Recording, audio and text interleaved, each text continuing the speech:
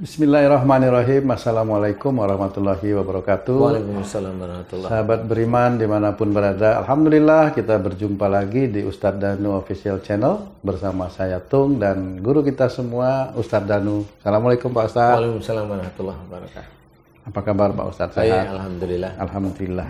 Baiklah sahabat beriman, kali ini kita akan bertanya-tanya sedikit dengan Pak Ustadz Danu mengenai satu penyakit yang mengerikan juga, cukup mengerikan ya, yang biasa terjadi di masyarakat kita, yaitu kanker serviks. Banyak sekali ini terjadi di sekitar kita ya, khususnya untuk para ibu-ibu atau kaum hawa. Ini cukup menakutkan dan bisa juga membawa kepada kematian. Nah, baiklah Pak Ustadz, kira-kira kanker serviks itu hubungannya dengan akhlak bagaimana kira-kira Pak Ustadz? Monggo. Ya, sebenarnya nggak cuma berhubungan dengan akhlak aja, berhubungan dengan banyak ayat dan hadis ya. Jadi selama ini kan orang tuh taunya kanker itu dari mana? Makan sate, kan gitu. Dari mana? Dari faktor luar. Betul. Dari mana? Banyak sekali. Di mana itu juga belum pernah ada bukti yang konkret. Betul. Ya. Nah, kita dari sisi Islam kita coba terobosan-terobosan yang memang alhamdulillah dari beberapa yang terkena kanker, kemudian kita bantu dengan doa, berdoa kepada Allah Ta'ala, memohon atas kesalahan dan dosa-dosanya agak lebih rinci, agak lebih detail, agak lebih rinci, agak lebih detail. Jadi istilahnya berdoa itu mirip seperti orang pakai baju. Kalau bagian lengan belum dimasukin ya kayak orang pakai diselimuti, itu kan nggak rapi. Ya. Kalau mau rapi, mau bener ya tangan dimasukin yang sebelah kanan, kemudian lengan kiri dimasukin tangan kiri. Kemudian dari situ kalau dibiarin ya belum rapi karena kancingnya masih buka, harus dirapiin. Nah, doa itu mirip seperti itu. Kalau kita memang lebih detail, tahu persoalan di mana, ya insya Allah mudah-mudahan dimudahkan sembuh oleh Allah Ta'ala. Nah, kanker serviks sendiri itu berhubungan dengan perilaku atau akhlak itu lewat salah satunya yang mana? Insya Allah biasanya lewat cara bicara atau ngomong atau emosional dalam hal berbicara. Jadi kalau kanker serviks itu dari bawah, mohon maaf ya, dari organ kewanitaan, itu berhubungan dengan mulutnya orang tersebut sebenarnya. Jadi kalau memang dia ngomel, emosional, ngomel, itu nanti sebenarnya reaksinya ke daerah organ kewanitaan, seperti itu. Nah, selama ini memang tidak pernah, orang itu selalu dijaga ya kesehatan agar tidak kena kanker, dicuci ya organ kewanitaan agar tidak kena kanker, barangkali seperti itu. Enggak seperti segampang seperti itu. Selama orang itu bisa menghormat ayah ibunya dengan tidak berkata-kata kasar, pedas, ngomel, ya insya Allah kanker itu tidak ada. Selain ayah ibunya juga kepada suaminya, khususnya seperti itu. Karena kalau nggak di orang tua ya dengan suami ngomelnya, rata-rata itu seperti itu. Nah, sebenarnya kanker itu tetap kalau menurut saya dibagi menjadi dua. Di bawah usia 45 sama di atas usia 45. Atau di bawah usia 45, kemudian di usia 45 sampai 55, sampai 60 tahun bisa, atau di atas 60 tahun. Ini memang tergantung. Bisa yang pertama di bawah 45 atau di antara 45 sampai 50, 55 atau 60, yang berikutnya di atas 55 atau 60. Nah, kanker ini kalau memang dia di bawah 45, biasanya dia berhubungan dengan emosional. Persentase besar itu marahnya kepada orang tuanya. 50% lebih itu orang tuanya. Kalaupun memang itu dengan suaminya berarti lebih intens. Jadi sering. Waktu marahnya itu sering dia itu dengan suami itu sering sekali, hampir setiap hari itu marah aja terus sama suaminya. Nah, itu akan menjadikan kanker. Tentang apa saja itu Pak Ustadz marahnya tuh? Apa saja, masalah sepatu diletakin salah marah. Atau masalah si istri itu sering dengar omongan orang tuanya suami ngomong itu tersinggung, marahnya sama suami, ya begitu-begitu. Itu yang relatif menurut orang itu katanya marah itu bumbu rumah tangga itu menurut saya nggak cocok. Ya. Marah itu ya bumbunya setan aja kalau saya. Siapapun orangnya ya itu bumbunya setan. Jadi marah sendiri jangan dikategorikan itu bumbu rumah tangga, hancur rumah tangga betul. Kalau nggak hancur dunianya, akhiratnya. Karena marah itu nggak akan ketemu. Dia menjaga rumah tangganya, tetapi dia tidak menjaga keimanan di antara suami istri, ya hancur besok di akhirat. Nggak akan ketemu dia di akhirat. Karena apa? Suaminya sebagai imam tidak dianggap imam. Kemudian si istri sebagai anak buah atau makmumnya, si suami merendahkan, sangat merendahkan, tidak menjaga bahwa para makmum ini sebenarnya harus dia jaga agar tetap ada di jalan Allah. Nah, kalau keluarga ini sudah rusak dengan berantem yang katanya itu bumbu, kata orang-orang yang nggak tahu cara berpikirnya gimana itu, akhirnya akan rusak. Kalau dia menjaga keutuhan rumah tangga, menjaga keutuhan rumah tangga di dunia, dia kelihatan di manusianya itu kelihatan harmonis, tetapi rusak dari sisi akidah. Nah, nanti di akhirat dia akan tahu apa yang dia umumkan bahwa percekcokan, pertengkaran itu bumbu di dalam rumah tangga, salah. Dia tahunya nanti di akhirat.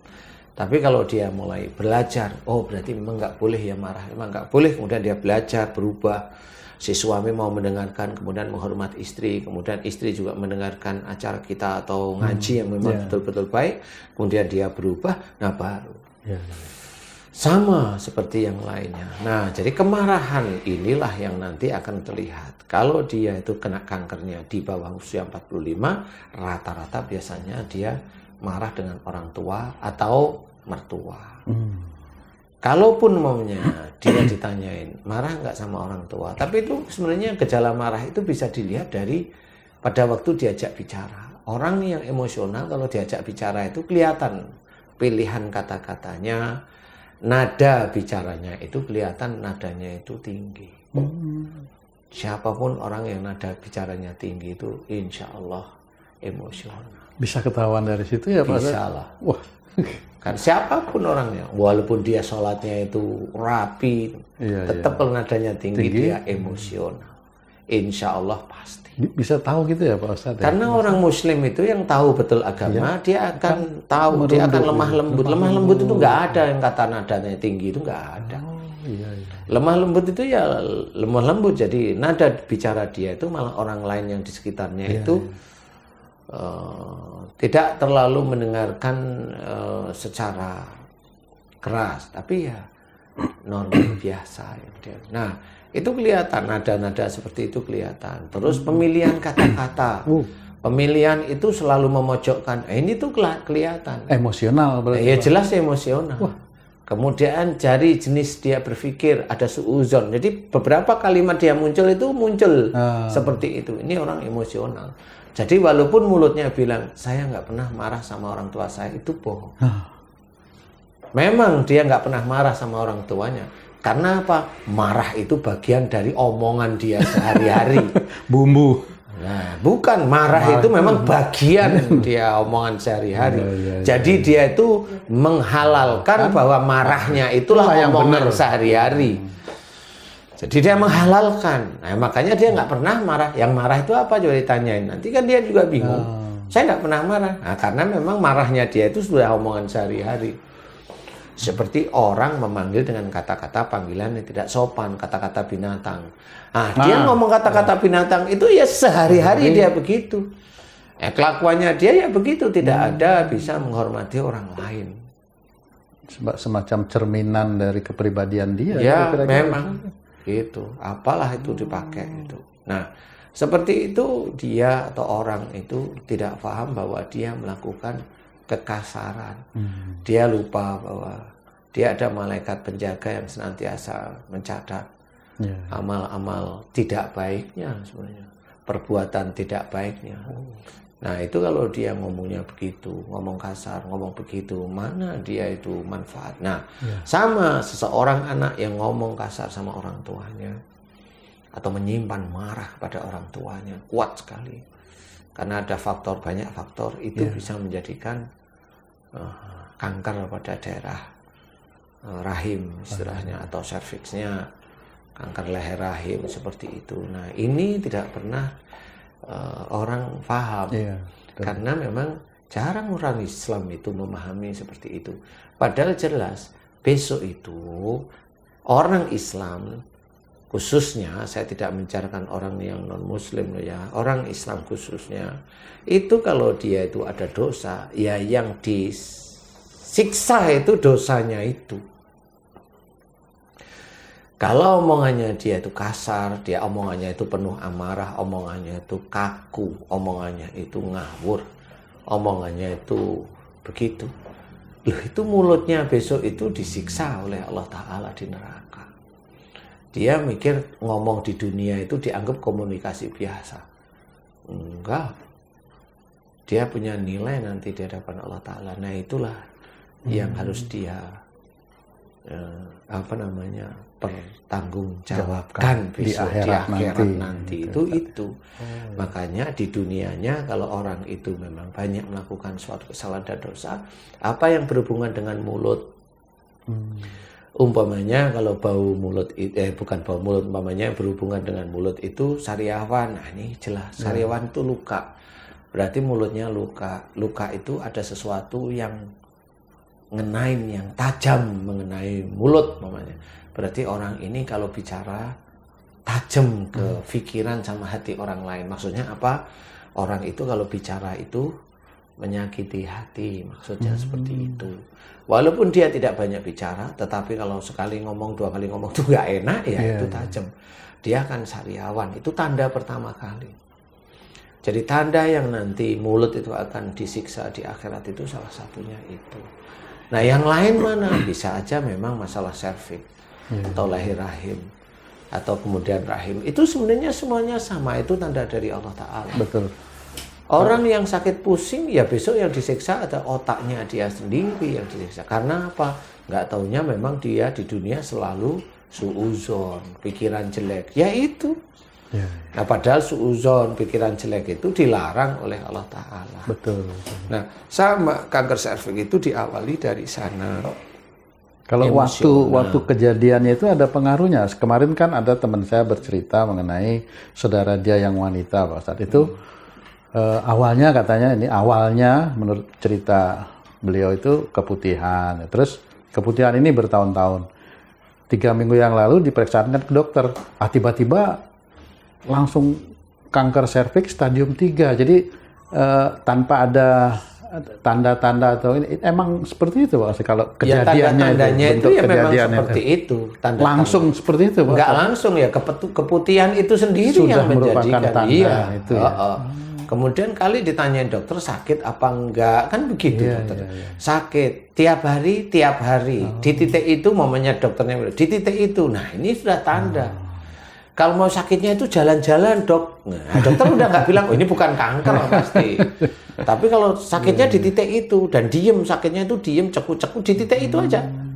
Di daerah bulatan di sana. Nah disitulah mulai dokter bisa menggambarkan.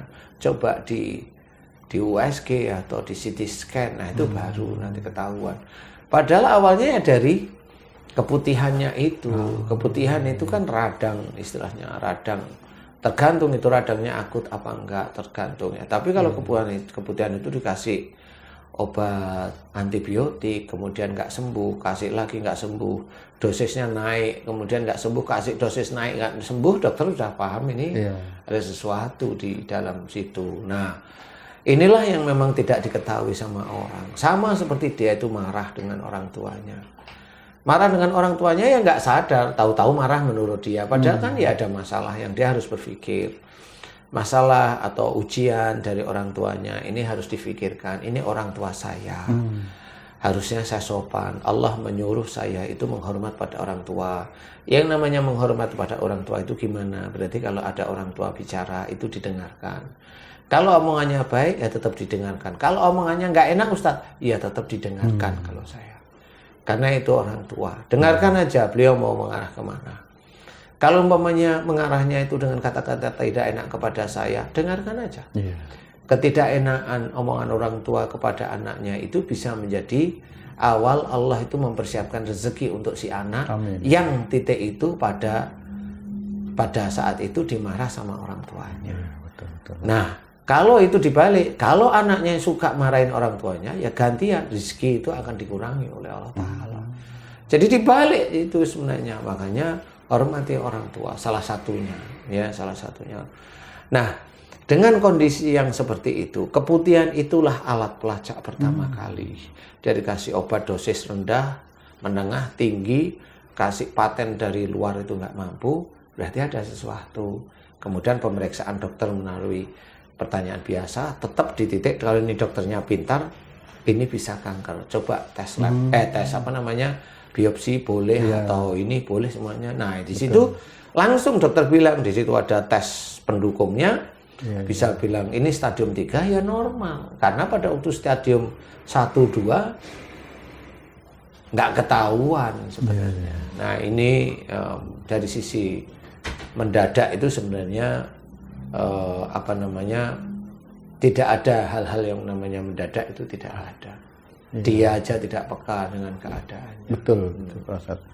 Memang temanmu itu kelihatan lebih emosional. Kalau saya lihat emosional memang. Emang emosional. Sama suaminya ya. Sama suaminya. Ya cuman kan tetap Pak Ustadz itu kan semua punya alasan. Jadi dia marah sama suaminya punya alasan gitu loh. Jadi alasan untuk marah. Saya diginiin terus gitu. Jadi marahlah dia. Ya sebenarnya alasan itu ya nggak bisa, menurut saya tetap alasan itu harusnya difikirkan bahwa dia mendapatkan ujian dari Allah Ta'ala melalui suaminya.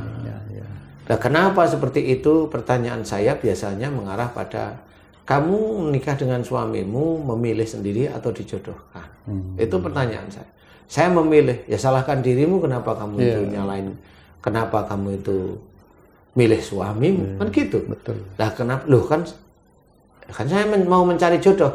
Lah kalau kamu namanya mencari jodoh, dapatnya itu ya kamu syukuri. Terima aja wong kamu yang memilih.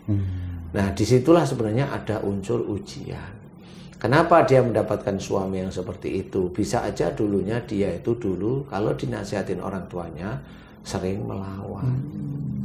Jadi dia tidak sadar dengan seringnya melawan kepada orang tuanya. Itu dia didapatkan oleh Allah Ta'ala suami yang sekufu sama dia, yaitu sering mendolimi dia akhirnya. Kalau dia bilang ada alasan, menurut saya alasan itu hanya dibuat-buat manusia aja. Dia hanya tidak mau mendengarkan bahwa itu adalah ujian dari Allah Ta'ala. Dan itu adalah ujian yang diberikan Allah melalui sifat dia yang dulu, di mana dulu itu dia juga keras dikasih tahu sama orang tuanya. Orang